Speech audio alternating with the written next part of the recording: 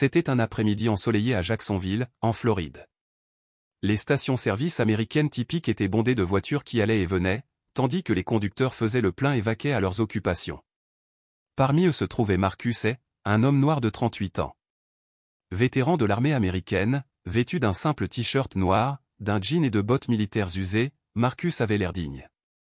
Sa posture ferme et son air assuré trahissaient sa présence. Debout à côté de son SUV noir, il vérifiait les pneus. Juste au moment où le réservoir finissait de se remplir, la lumière du jour illuminait son visage grave tandis qu'il se déplaçait avec un calme paisible. Sa tranquillité fut brisée par le coup strident d'une sirène lorsqu'une voiture de patrouille s'arrêta en crissant à côté de lui. 2 policiers blancs s'approchèrent de son véhicule. Le premier, Sean Murphy, un homme d'une quarantaine d'années à la voix rauque, oscillant entre agressivité et gêne, prit la parole. Son ton trahissait un besoin excessif d'affirmer son autorité. « Votre billet et votre pièce d'identité », exigea Murphy, le regard indéchiffrable. Le surintendant Carter, l'officier qui gérait habituellement ce genre de situation avec équilibre et retenue, se tenait légèrement en retrait. Carter répéta doucement l'ordre de sortir le portefeuille de Marcus, la main posée sur son arme, créant une tension immédiate dans la chaleur de midi. Marcus fouilla dans sa poche arrière et en sortit son portefeuille. Il tendit ses papiers à Murphy, qui les feuilleta rapidement. L'examen attentif dans le regard de Murphy suggérait qu'il avait déjà pris sa décision. « Où as-tu trouvé cette voiture » ricana Murphy. « Elle semble un peu trop luxueuse pour quelqu'un comme toi. » Marcus sentit son sang bouillir, mais il garda son sang-froid. « Monsieur l'agent, j'ai acheté cette voiture avec l'argent que j'ai gagné dans mon pays. Si vous me le permettez, votre question est déplacée. » Murphy laissa échapper un petit rire méprisant. « Nous ne sommes pas ici pour discuter de ça. Restez où vous êtes et ne bougez pas sans permission. » Il fit un signe de tête à Carter, puis ordonna soudain, « Arrosez-le. » Un instant plus tard, Marcus hurla de douleur tandis que le gaz lacrymogène lui enveloppait le visage. Il recula en titubant, les mains griffant ses yeux brûlants. Les 2 policiers sortirent leurs armes et les pointèrent sur lui en hurlant des ordres. Les passants restèrent figés, horrifiés par le spectacle d'un homme désarmé et sans défense traité comme un dangereux criminel. La vision trouble, Marcus leva lentement les mains, l'expression déformée par l'agonie. Il savait que le moindre signe de colère pouvait aggraver la situation. « Allonge-toi sur le sol, les mains derrière la tête » aboya Murphy, son arme ne vacillant jamais. Marcus prit une grande inspiration, se forçant à obéir. Il s'agenouilla lentement, les mains levées. « Je coopère » dit-il d'une voix contenue malgré la douleur. « Mais j'exige que tu m'expliques de quoi je suis accusé. » À cet instant, un SUV noir officiel s'arrêta dans un crissement de pneus à l'entrée de la gare. La porte s'ouvrit brusquement et un homme grand, à la peau claire, en uniforme, en sortit, se dirigeant à grands pas vers la scène qui se déroulait. « Bonjour à tous, je m'appelle Guillaume et je suis la chaîne Émotion dans l'histoire. Avant de poursuivre l'histoire, je vous invite à aimer cette vidéo. Si vous n'êtes pas encore abonné, n'hésitez pas à le faire, cela contribue au développement de la chaîne et je vous remercie de votre soutien. » Revenons maintenant au calvaire de Marcus. Tandis que Marcus s'efforçait de retrouver la vue, les voix environnantes s'amplifièrent. Des téléphones apparurent dans chaque main, enregistrant l'injustice. Quelqu'un en uniforme militaire s'approcha et cria « Que faites-vous » mais Murphy ignora la provocation, les yeux fixés sur la silhouette tremblante de Marcus. Carter jeta un coup d'œil inquiet au téléphone et murmura « On devrait peut-être empêcher tout le monde de filmer », mais Murphy refusa de céder. Il pointa de nouveau son arme sur Marcus et cria « Je t'ai dit de ne pas bouger ». Malgré la douleur qui brûlait ses paupières, Marcus cligna rapidement des yeux pour chasser ses larmes. Il comprenait que garder son calme était sa seule bouée de sauvetage. Rassemblant toute sa discipline de vétéran, il reprit la parole, d'une voix ferme et vibrante « Tu fais une grave erreur. Je pourrais être tué ici même. » Ces paroles résonnèrent dans la foule, suscitant des murmures d'indignation et de solidarité. Des personnalités importantes parmi les spectateurs commencèrent à s'avancer, prêtes à le défendre. Mais Murphy se contenta de froncer les sourcils. « À terre, maintenant » répéta-t-il, l'arme pointée sur Marcus. Lentement, Marcus s'abaissa, les genoux touchant le trottoir, les mains toujours levées. Il était déterminé à survivre à cet instant et il ne laisserait pas la peur lui voler sa dignité. Le colonel descendit du bus avec une présence imposante, une détermination éclatante. Il exigea que les policiers soient amenés devant lui seul et qu'ils agissent rapidement contre ces policiers insensés, au moment même où Marcus Murphy interrompait son essai. Mais sa confiance a vacillé lorsqu'il a vu à quel point l'homme se comportait grossièrement. « Monsieur », répondit Murphy, toujours pointé son arme sur Marcus. Le colonel plissa les yeux, visiblement mécontent. « Cet homme est sous mes ordres directs, et j'exige que vous... » Murphy hésita en entendant le lieutenant Carter appeler à l'aide, mais Carter avait déjà baissé sa propre arme, reconnaissant la gravité de la situation. « Nous venons juste de commencer, Murphy, » commença Carter, avant d'être interrompu. « Je ne veux pas entendre d'excuses. Relâchez cet homme immédiatement et expliquez-vous devant le tribunal. Vous et votre partenaire répondrez de vos actes, déclara le colonel, sans broncher. La foule explosa en acclamations de soutien à Marcus. À contre-cœur, Murphy baissa son arme. Marcus, toujours agenouillé, leva les yeux vers le colonel, qui lui tendit la main. « Tout va bien, lieutenant Murphy. On va régler ça, » dit le colonel avec solidarité. Marcus hocha la tête, soulagé que la vérité éclate enfin, mais il savait que le combat était loin d'être terminé. Alors que Marcus était menotté, la tension dans les coulisses était devenue insoutenable. Un spectateur silencieux filmait tout avec son téléphone portable, et la colère de la foule se lisait sur tous les visages. Sean Murphy, curieux et menaçant, s'approcha de Marcus. Sa voix baissa, mais sa menace resta claire. « Que va-t-il se passer, c'est là » cracha-t-il avec mépris. « Tu vas nous en donner assez pour nous faire oublier ce qui s'est passé aujourd'hui ?» Marcus, encore sous le coup du gaz poivré, fixa Murphy avec un mélange d'incrédulité et de défi.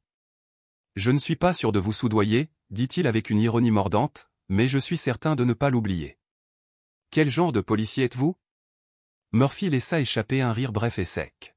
« Le genre de policier qui peut vous mener la vie bien plus dure si vous ne coopérez pas. » Le lieutenant Carter se pencha en avant, le malaise se lisant sur son visage. Il comprit que la confrontation avait dégénéré. « Je pense que ça va trop loin. On devrait peut-être arrêter, » insista-t-il, mais il manqua de courage pour s'opposer à son partenaire. Murphy reporta son regard sur Marcus. « Alors, qu'est-ce que ça va être ? Tu viens, ou tu préfères passer la nuit en prison ?» Marcus inspira profondément, gardant son sang-froid malgré la haine qui bouillonnait en lui. Il ne sacrifierait pas son intégrité de soldat et d'homme. « Ne faites pas ce que vous voulez, officier, » dit-il calmement, « mais n'oubliez pas, tout le monde ici se soucie de vous et vous filme.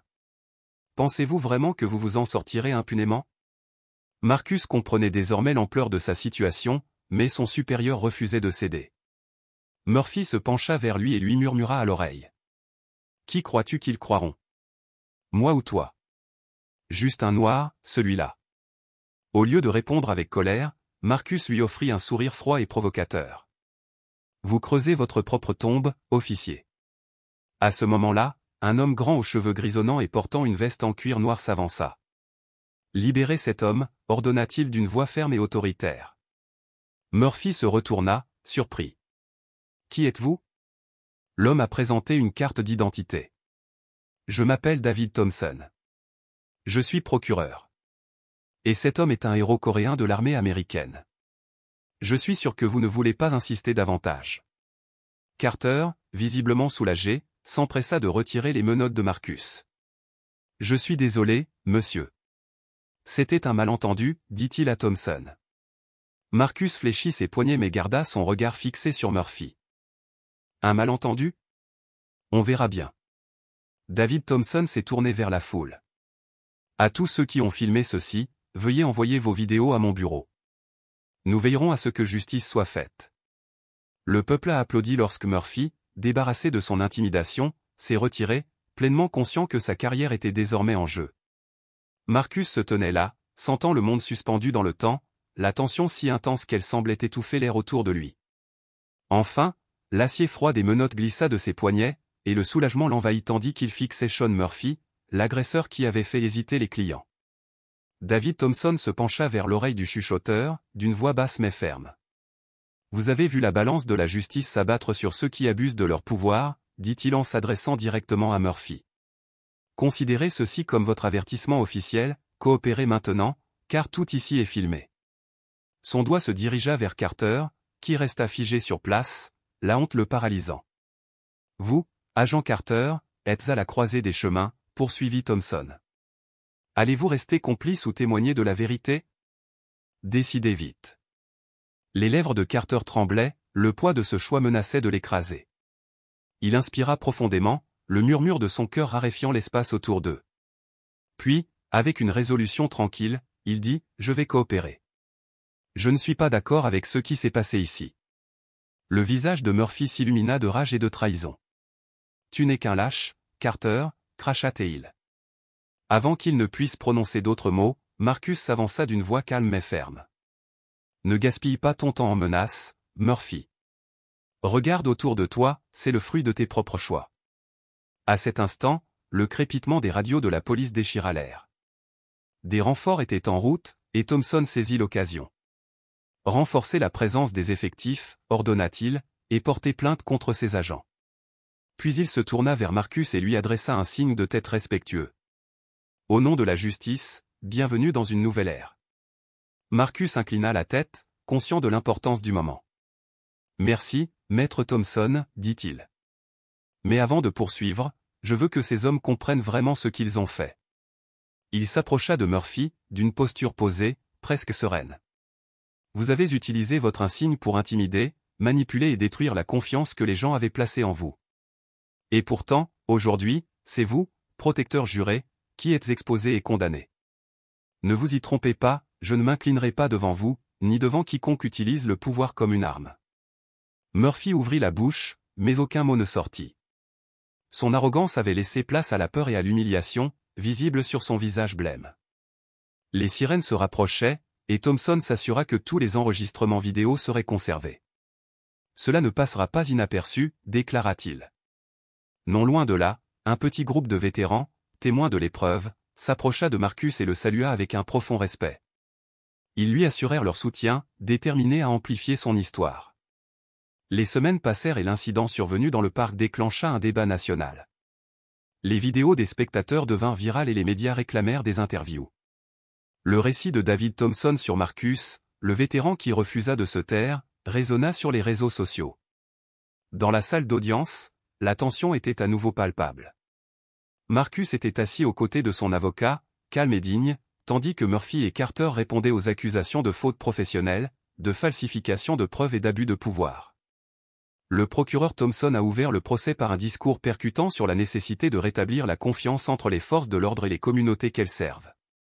La chute de Murphy fut rapide, reconnu coupable de tous les chefs d'accusation, il fut condamné à 10 ans de prison. Carter, dont la coopération totale permit de dévoiler tous les détails malveillants, obtint une réduction de peine et s'engagea à réparer ses torts. Après le verdict, les journalistes se sont précipités sur Marcus, impatients de savoir ce qu'il ressentait. Il a regardé la tribune de presse et a simplement répondu « Ce n'est pas une victoire personnelle. C'est un rappel que la vérité et la communauté peuvent vaincre tout abus de pouvoir. » Dans les mois qui ont suivi, le plaidoyer de Marcus a inspiré des réformes des programmes de formation de la police, mettant l'accent sur la transparence et la responsabilité. De retour dans sa ville natale, il a ouvert un centre communautaire dédié au soutien des anciens combattants et des jeunes de la région. Chaque coucher de soleil depuis sa véranda lui rappelait le chemin parcouru, affronter un système défaillant, préserver son honneur et prouver que même la voix la plus humble peut résonner lorsqu'elle est appuyée par la vérité. Si cette histoire vous a touché, n'hésitez pas à aimer, à vous abonner et à la partager. Dans les commentaires, notez son impact de 1 à 5, à bientôt.